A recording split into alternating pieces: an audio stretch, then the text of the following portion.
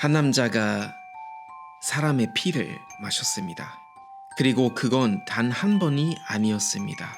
아이들을 노리고 목을 조르고 칼로 찌르고 심지어 다시 현장으로 돌아와 그 모든 걸 즐겼던 한 남자. 독일을 공포에 빠뜨린 이름, 뒤슬도르페의 흡혈귀 베타 퀼튼. 이건 단순한 범죄 이야기가 아니라 인간이 어디까지 무너질 수 있는지를 보여준 실제 사건입니다. 그리고 이 사건으로 인해 연쇄 살인범이란 말이 처음으로 등장합니다. 네, 여러분 안녕하세요. 독일 단일입니다. 저희가 지금 최근에 이제 배경이 조금 밝아졌는데 사실 이런 괴담 이야기는 다시 조금 어둡게 해야 되지 않을까 이런 생각 들기도 하는데, 아무튼 정말 독일 역사에 있어서 독일 사람들도 사실 조사하지 않으면 잘 모르는 사건인데 어마어마한 영향을 끼친 그런 사건을 오늘 제가 여러분께 좀 소개해드리고자 합니다. 저희 고향은 랑겐펠트라는 도시인데, 랑겐펠트는 라인강 지역에 위치해 있어요. 근데 랑겐펠트 남쪽으로 가면 컬른이 나오고요. 그리고 랑겐펠트에서 조금만 더 북쪽으로 가면 뒤슬도르페라는 도시가 나옵니다. 실제로 옛날부터 일본인들이 많이 살았던 도시고 요즘 한인 사회도 정말 활발하게 살고 있고 거주하는 그런 유명한 도시입니다. 근데 이 도시는 사실 인간 뱀파이어, 실제로 사람의 피를 마셨던 뱀파이어가 살았던 도시라는 걸 아마 많은 사람들은 잘 모를 거예요. 이른바 뒤슬도르페의 흡혈귀 베타 퀼튼이란 인물이 있었고요. 바이마르 공화국 때, 즉 1929년에서 31년 그 사이에 본격적으로 뒤슬도르페라는 도시를 공포에 빠뜨렸던 그런 인물입니다. 그러면 어떤 사람이었을까요? 베타 퀼튼은 어린 시절부터 굉장히 많은 트라우마를 안고 살았다고 합니다. 12명의 형제가 있었고요. 하지만 아버지가 알코올 중독자이기도 했고요. 그리고 가정폭력의 가해자였습니다. 그래서 어린 시절부터 많은 트라우마를 안고 자라는데요. 그리고 이런 트라우마 때문인지 어린 시절부터 이미 각종의 범죄를 저지르게 됩니다. 동물들을 실제로 학대하는 것을 즐겼고요. 어린 나이에 친구 2명이랑 같이 라인강 위에서 놀고 있었는데요. 장난으로 이 2명을 자꾸 라인강에다가 이제 빠뜨렸는데 그중 1명 실제로 익사했다고 합니다.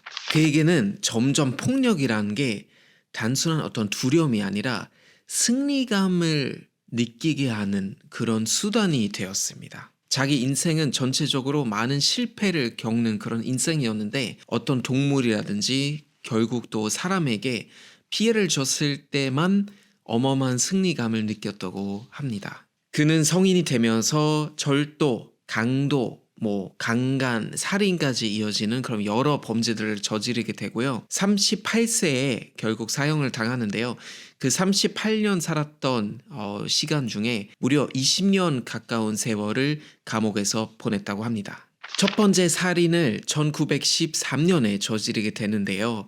정말 잔혹했는데요. 근데 여기 이제 핵심적인 부분이 하나 생기는 거죠. 본인은 이 살인을 저지르고 나서 다음 날에 다시 그 현장으로 돌아오고 사람들이 흥분하고 사람들이 어리버리하면서 범죄자를 찾는 이 과정을 굉장히 즐겼다고 하는데요. 모든 사람들은 이 배경을 모르고 범죄자가 누군지 모르는데 본인만 이거 알고 있는 것을 굉장히 즐겼다고 합니다. 그래서 나만이 이 사건을 끝까지 알고 있는 이 한 사람이니까 그것을 통한 권력감을 많이 느꼈다고 하더라고요. 본격적으로 1920년 후반에 여러 가지 이제 살인을 저지르게 되는데요. 1929년에 로자라는 9세 소녀를 살해하게 되는데요. 그 소녀를 어떤 교회 근처로 데리고 가서 목을 졸라 죽이고 그리고 가위로 몇 차례로 찌른 뒤 결국 이 시신을 불태우는데요. 이 불타는 모습을 보고 굉장히 기뻐했다고 밝혀집니다. 근데 여기서 끝이진 않고요. 얼마 후 어떤 50대인 남성을 살해하게 되는데요. 그때는 처음으로 정말 우리가 상상도 할 수 없는 짓을 저지르게 되는데요. 시신의 피를 마시게 됩니다. 그래서 시신의 피를 마시게 되면서 뒤늦게 이제 düsseldorf에 흡혈귀라는 별명이 생기기도 하는데요. 매번 사람을 죽이게 됐을 때 피를 마시진 않았지만 적어도 몇 차례로 이런 짓을 하게 되면서 결국 düsseldorf의 뱀파이어, düsseldorf의 흡혈귀라는 별명이 생겼습니다. 그는 사실 어떤 피해자를 선택하는 기준이 딱히 정해져 있지는 않았어요. 정말 5세인 소녀부터 시작해서 방금 말씀드린 50대 아저씨까지 정말 이 피해자의 연령층이라든지 성별은 정말 딱히 어떤 정해진 기준이 없었는데요. 20년대 후반에 계속 여러 차례로 사람을 살해하게 되고 그 시신을 이제 묻어버리거나 불로 태우거나 심지어 그 피를 마시는 그런 행위가 벌어지면서 사실상 düsseldorf라는 도시 전체 다 공포에 빠지게 됩니다. 언제 어디서 누가 당할지 모르기 때문에 페터 큐틀만이 이 모든 것을 알고 즐겼다고 합니다. 여기서 그치지 않고 본인은 이 범죄를 심지어 드러내고 싶어 했는데요. 그래서 시신의 위치를 알리는 편지를 신문사에 보내기도 하고 심지어 본인은 화장하면서 실제로 훨씬 더 젊어 보이려고 노력했는데요. 그래서 경찰의 그런 기록들 보면 페터 큐튼이라는 인물을 체포하기 전까지만 해도 훨씬 더 어린 사람으로 추정하고 있었다고 합니다.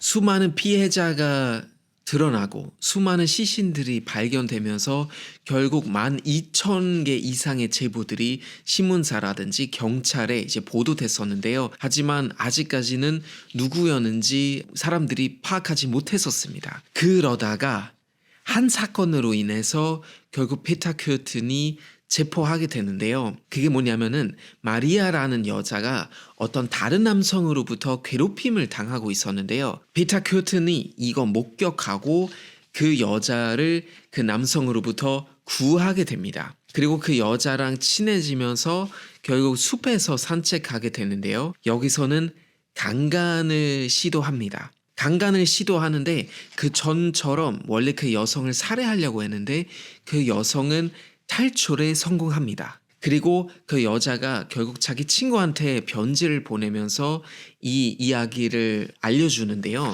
근데 이제 그 편지가 오히려 그 친구한테 가지 못하고 어떤 실수로 인해서 다른 사람한테 전달하게 되는데 그 사람은 이 편지를 보고 경찰에 신고하죠. 그래서 여러 가지 힌트를 받고 페터 큐튼이 결국 체포하게 됩니다. 체포됐을 때는 어떤 얘기했냐면은 왜 이렇게 오래 걸렸냐, 자기가 훨씬 더 빨리 체포될 줄 알았는데 왜 이렇게 오래 걸렸나, 오히려 가스라이팅 하기도 하고 이건 결국 피해자들의 잘못이었다, 왜 이렇게 쉽게 당했느냐, 이런 식으로 가스라이팅도 했다고 합니다. 결국은 재판이 1년 넘게 이뤄지고 재판 끝에 페터 큐튼의 처벌이 드러납니다. 무려 사형인데 사형 한 번 아니라 사형 9번을 당합니다. 실제적인 어떤 살인은 9번 저질렀고 살인 미수 10번으로 결국 사형 선고를 받는데요. 본인은 사형이 집행되기 직전에 처음으로 살짝의 후회라는 마음가짐을 드러내는데요. 자기는 그 모든 희생자한테 미안하고 뭐 이런 얘기 하긴 하지만 결국 사형 당하기 직전이어서 어디까지 진심인지 우리가 알 수 없는 거죠. 결국은 1931년 페터 큐튼이 단두대에서 사형을 당합니다. 그리고 많은 과학자들은 분명히 걔 뇌는 정상이 아니라 굉장히 비정상적인 그런 요소들이 들어가 있을 텐데 그래서 검사에 들어갑니다. 그리고 놀라운 점은 걔의 머리, 걔의 뇌 아무 이상이 없었다고 합니다. 정상이었다고 합니다. 결국은 페터 큐튼이라는 사람은 바이마르 공화국의 düsseldorf라는 도시를 완전히 공포에 빠뜨리기 시작했고요. 그리고 수많은 사람들은 연쇄살인범이라는 어떤 끔찍한 그리고 잔혹한 한 사람의 행보를 목격할 수밖에 없었다고 합니다. 그래서 전 세계적으로 사실상 굉장히 유명한 사건이고 미국 언론이라든지 뭐 영국 언론이라든지 여기저기 많이 보도됐던 사건이긴 한데 사실 많은 독일 사람들도 이 사건에 대해서 그렇게 구체적으로 잘 모릅니다. 하지만 파격적인 사건이었던 여러 가지 이유가 있는데요. 연쇄살인범이라는 말은 국제적으로 이때 처음으로 등장합니다. 베타 큐어튼이라는 인물이 등장하면서 독일말로 Serienmörder, 영어로 번역했을 때는 Serial Killer, 그리고 결과적으로 또 한국어로는 연쇄살인범이란 말까지 이어집니다. 그리고 이 사건은 우리한테도 던져주는 아주 중요한 메시지 있는 것 같은데요. 결국 많은 심리적인 요소, 많은 트라우마가 결국 어린 시절에 생기고 형성된다는 그런 결론인 것 같습니다. 그래서 가정폭력의 어떤 정말 너무나 잔혹한 그런 현실이 얼마나 아이의 심리에 많은 영향을 끼칠 수 있는지 다시 한번 우리한테 알려주는 너무나 끔찍한 사례인 것 같습니다. 네, 오늘은 독일의 대표적인 연쇄 살인 사건 중에 하나 이렇게 소개해 드렸는데요. 사실 정말 오래전 사건이긴 하지만 아직도 독일 뉴스에서 보도되면서 다뤄지고 정말 많은 영향을 끼쳤던 그런 사건이었습니다. 그래서 우리가 지금 비교적 안전한 사회에서 살고 있다고 생각하지만 언제 어디서 어떤 형식으로 또 어떤 잔혹한 범죄가 이뤄질지 모르기 때문에 우리가 계속 이런 사건들 다룰 필요가 있는 것 같습니다. 혹시라도 다음에도 비슷한 그런 이야기를 듣고 싶으시면은 댓글로 많이 남겨주시고 또 여러분의 의견을 많이 남겨주세요. 저는 다음에도 흥미로운 주제를 가지고 다시 찾아오겠습니다. 비슷한